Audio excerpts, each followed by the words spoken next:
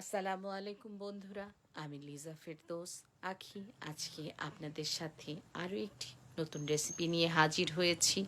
রেসিপিটি হচ্ছে ঘ্যাটকল বা খাকরোল ভর্তা।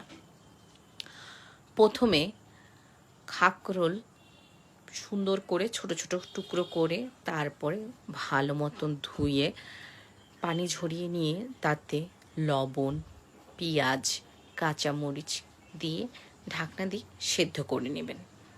সেদ্ধ হয়ে গেলে নামিয়ে ভালো মতন খাকরোলটা ঠান্ডা করবেন। ঠান্ডা করে তাতে এটা ব্লেন্ডারে বা পাটায় ভালো মতন পেস্ট বা বেটে নেবেন।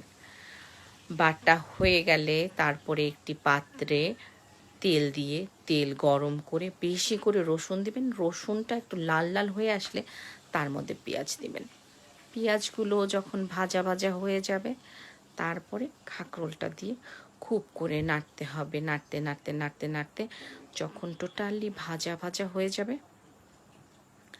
তারপরে আপনারা নামিয়ে নেবেন। এই তো আমাদের হয়ে গেল।